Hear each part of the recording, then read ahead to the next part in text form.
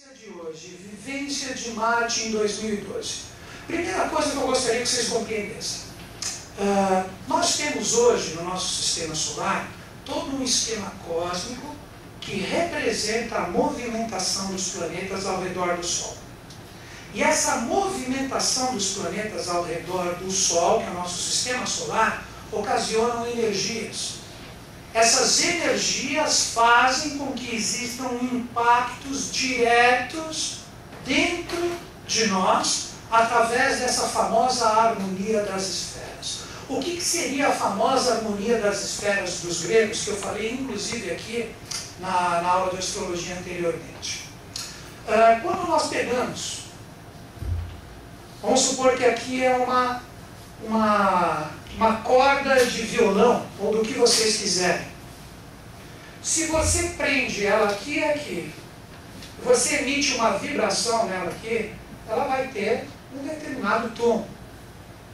Quanto maior a corda, mais grave o som. Quanto menor a corda, vamos supor, você pega uma corda pequenininha em relação a essa vai ter um som mais agudo do que essa aqui. Então, quanto maior a distância, mais grave é o som. Então, aqui seria como se você tocasse essa comprida aqui, ela fazia assim, ó. Aí, se você tocasse essa curtinha aqui, ela fazia assim, tim. É a mesma coisa, quando vocês veem uma pessoa tocando um violão, quando ela toca assim, essa parte bem próxima à cabeça do violão aqui, a corda, ela fica com aquele som grave. Vocês já viram isso? Quando ele deixa a corda curtinha, que ele aperta aqui, ele toca aqui, não ficou curta a corda? A corda fica com um sonzinho agudo, que é o som do cavaquinho. Vocês percebem a diferença do cavaquinho e do violão? As cordas do cavaquinho não é bem menor do que o violão. Se você toca cavaquinho, samba, não é aquele sonzinho bem agudinho, o violão já tem um som mais grave? A harmonia das esferas que os gregos enxergavam era assim. Como que funciona essa parte oculta da música? Quando a gente pega o sistema solar, você tem o Sol, aí você tem Mercúrio, você tem Vênus, você tem a Terra, você tem Marte, Júpiter, e aí é todo o sistema solar. A Terra está nesse terceiro movimento de translação ao redor do Sol. As distâncias dos planetas em relação à Terra que ocasionam o tipo de vibração ou a nota que vem do planeta. Essas são as vibrações invisíveis ou astrais que estão dentro do nosso sistema. Então agora vocês enxergam o que nós temos dentro de nós. Nós temos essa harmonia das esferas também. Vejam que interessante. Na astrologia a Lua é um planeta. A Lua não seria o planeta mais próximo da Terra? Sim ou não? Então ela representa a nota mais aguda, que seria o Si. Então ela é a nota mais aguda que está próxima. Depois, quem que você tem? Depois você tem Vênus, que é lá. E por aí vai. Então você pega as notas musicais e você insere na distância dos planetas em relação ao planeta Terra. E dependendo do movimento dos astros, cada um não tem o seu ritmo e o seu ciclo, cada um dos planetas. De acordo com os movimentos que eles fazem, isso gera o quê? Os acordes musicais ou a harmonia das esferas, de acordo com os posicionamentos celestes que se projetam em nós. Então a gente sempre tem, por isso que é um dos princípios herméticos, tudo vibra, tudo está em movimento, tudo possui um tom, tudo possui um som. Então quando você vê uma astrologia no seu sentido mais oculto, você tem que fazer que nem os gregos, na época da iniciação deles, antes de Cristo, que a maioria dos grandes filósofos gregos são de 500.000 AC, né? Então eles estudavam exatamente isso, e Marte está inserido nesse processo. Marte está inserido em todo esse processo aqui. Marte corresponde à nota Dó. A nota Dó. Quando você escuta qualquer sinfonia, né, ou qualquer peça de um músico iniciado, quem foram os músicos iniciados? Bach era iniciado, Beethoven era iniciado, Mozart era iniciado, Wagner era iniciado. Esse é o grande cruzeiro mágico da música, né? Bach, em um determinado momento da evolução dele, no final praticamente, quem conhece um pouquinho de Bach aqui? Né, o Bach dos gaúchos, é o músico mesmo, né? O Bach, ele no final, quando ele compôs Paixão segundo São Mateus, já ouviram falar em Paixão segundo São Mateus? Ele já tinha um conhecimento oculto. Então, quando você escuta a Paixão segundo São Mateus, está sendo construído catedrais, aquela coisa sacra no mundo astral que te permeia naquele momento. Então, aquele lado barroco te inunda dessa vibração de amor universal que Bach tinha muito presente no coração dele, né? Então, quando você escutar qualquer música de Bach composta em dó, vocês já repararam que essas musiquinhas tudo é minueto, em dó, não sei o que, em dó, você está desconectando a força de Marte. A mesma coisa ligada a Mozart. Mozart representava o próprio raio das artes de Deus quando ele estava na face da Terra. Um músico assim que tinha uma consciência tremenda, fantástica. A música dele vinha como um ditado, uma harmonia das esferas, vinha direto para ele. As partituras de Mozart não tinham rasuras. O pessoal não acreditava como ele tinha condições de compor tudo aquilo. Era um ditado musical. Ele se conectava direto ao que a gente chama hoje, na teosofia obiose, Agartha. Então ele escutava as vibrações emanadas desse local fantástico, Avalon para os nórdicos, e ele escrevia. É maravilhoso. Né? Existe até um episódio de Mozart que existia na Capela Sistina uma peça que só poderia ser tocada lá dentro. Ela durava horas. E o Mozart foi convidado para escutar essa peça. Aí, quando ele chegou ali, ele escutou. Quando ele saiu, ele sentou num banco ali e escreveu ela inteira. Aí, quando ele chegou e mostrou para as pessoas, não tinha uma nota errada. Imagina a cabeça desse ser. Né? Aí ela deixou de ser aquela coisa tão sacra e se tornou uma coisa para o povo. O outro é Beethoven, que foi o substituto de Mozart. Beethoven, ele herdou todo o legado do trabalho de Mozart. Ele seria a ponte para criar o romantismo, que foi criado mais para frente por Wagner. O Beethoven, ele representava a força do rigor e do amor juntos. Quer ver um exemplo do rigor e do amor juntos em Beethoven? O número 5, nos próprios arquétipos do tarô, representa o rigor, e o 6 o amor. Isso é uma coisa cósmica e celeste. Se você escutar a quinta de Beethoven, ela é pesada. Todo mortal já escutou ela pelo menos 100 vezes na vida. Pá, pá, pá, pá, pá, pá, pá, pá, né? Quando ele toca, isso é uma música rigorosa, forte, né? Então é a própria força do quinto em ação. Aí quando você entra na sexta, que é a pastoral, é leve. É já uma coisa mais amorosa. E a nona fecha todo esse processo. E por fim, Wagner, que Wagner era Rosa Cruz. Mozart era maçom. Beethoven possivelmente passou pela maçonaria também. Então todos eles iniciados. Então se você quiser, isso tudo em cima do dó, que música é consciência. Se você quiser entrar nessa evolução, o nome deles, Bach, no sentido, né? Mozart, Beethoven e Wagner como último. Né? Eles fecharam esse cruzeiro mágico no momento que a gente tinha, poderíamos dizer, a tônica das artes vibrando naquela parte germânica, porque todos são germânicos, vocês perceberam? Todos são germânicos. Porque a tônica do raio das artes estava ali. Então, uma dica é essa. Se quiser se harmonizar com a força de Marte, é a nota Dó. Já que eu estou dando, não custa nada, né? O Ré está ligado ao Sol. Já que eu estou dando uma, aqui custa dar 6, né? Ré está ligado ao Sol. Mi está ligado a Mercúrio. O Mi vem do quê? De Merc, de Mercúrio. Né? Todos os nomes dos anjos, todas as partes iniciais deles estão ligados às forças planetárias dele. Mercúrio, Micael, de Mercúrio. E por aí vai. Seguindo, só para terminar, nota Ré, falei Mi, né? Mi, Mercúrio, Fá está ligado a Saturno. Fá é Saturno, Sol é Júpiter, Lá é Vênus e Si é a Lua. Com isso você tem condições de construir a harmonia das esferas. Muito legal. Né? Então isso é só para vocês entenderem inicialmente a parte voltada à música, ao tom de Marte.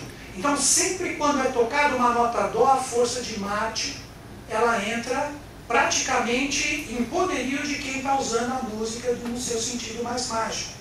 Os elementais ligados ao fogo de Marte são as salamandras, que todo magista, quando quer consagrar a força de uma energia do fogo, ele utiliza a força ligada a esses elementais, e somente uma pessoa com muita consciência pode fazer isso.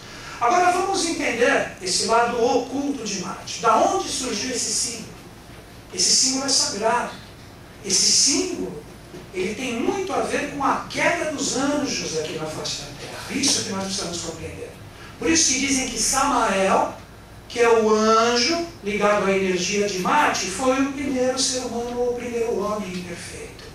Porque foi exatamente ele que simbolizou a queda. E o ocultismo e a teosofia que nos dão caminhos para a gente entender essa força arquetipal.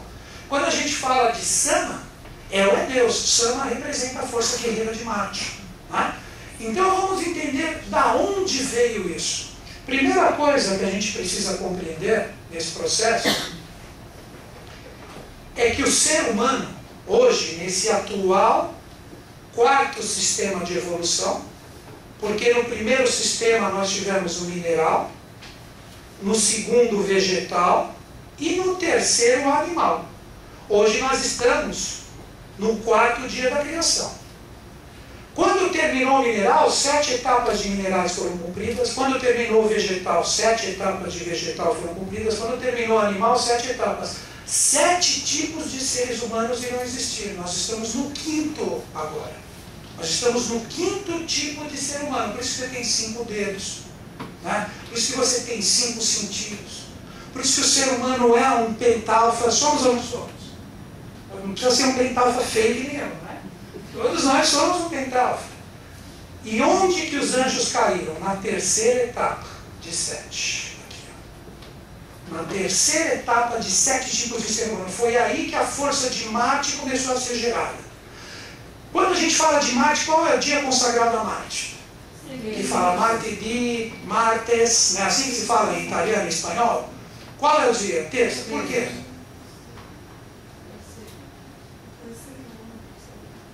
Agora fica fácil, né?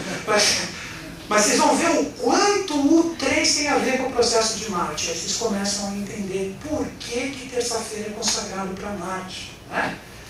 Aqui, nessa terceira etapa, a primeira a gente chamou de momento adâmico, daqui que vem a palavra Adão. Foi o primeiro tipo de ser humano que tivemos. O segundo foi o hiperbóreo. E o terceiro, esse já mais conhecido, foi a Lemúria ou Lemuriano. O quarto tipo de ser humano foi o Atlante.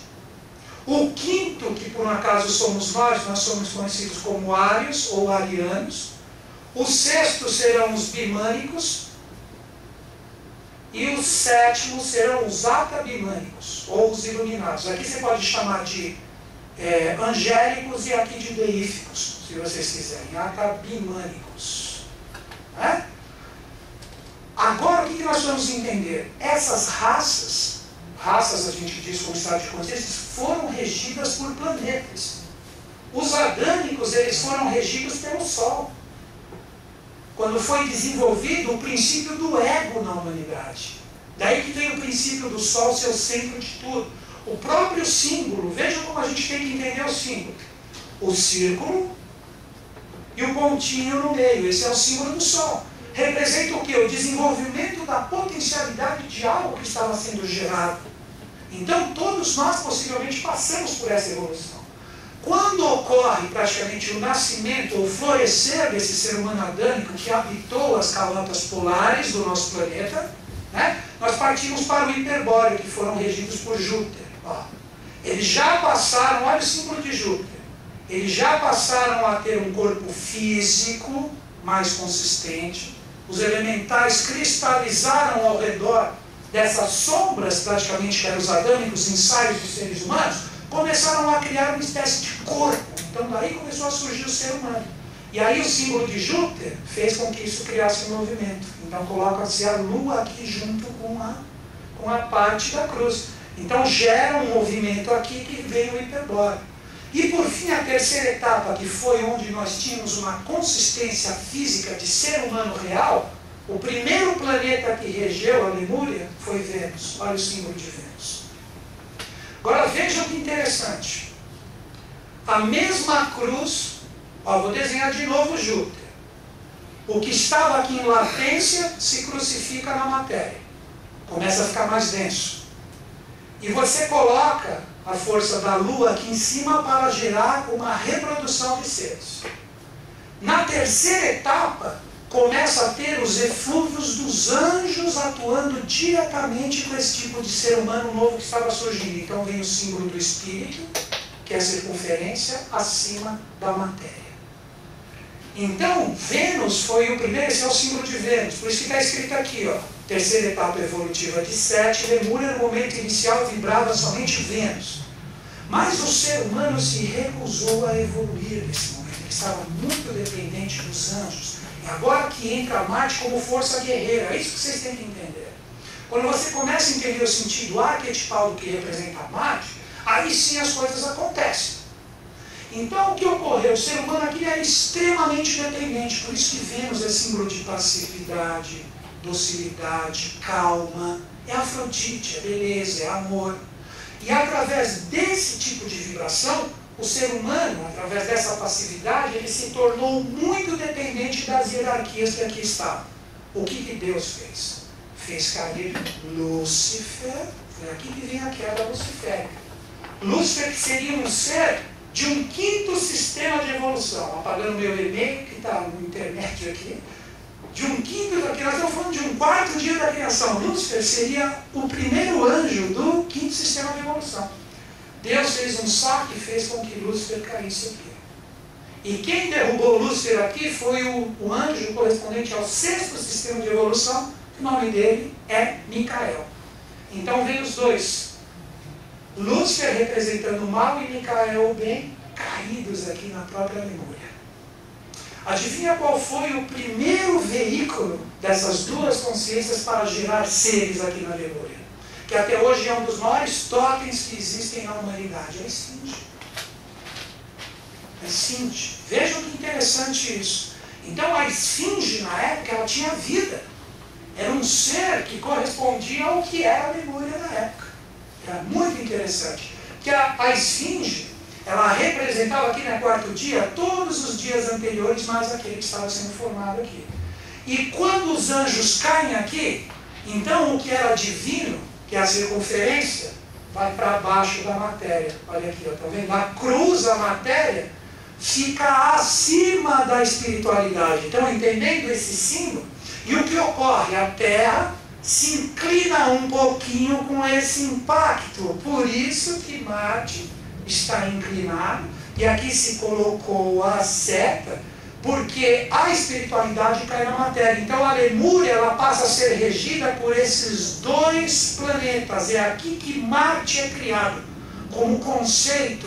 O que era o primeiro lemuriano? Era dócil, calmo, pacato, não evoluía. Então Marte veio trazer o quê? Vigor, garra, determinação, energia, para que o ser humano saísse daquela posição tão inerte e passasse a ter uma força direta de construção, realização, transformação, garra, coragem. É o que falta para muita gente que está em desequilíbrio com Marte. É porque essa etapa e esse impacto hoje em você está inerte, você não tem realização, você não tem força.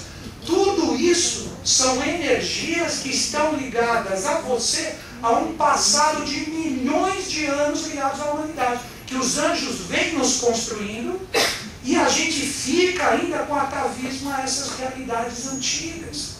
Então a gente tem que entender os princípios.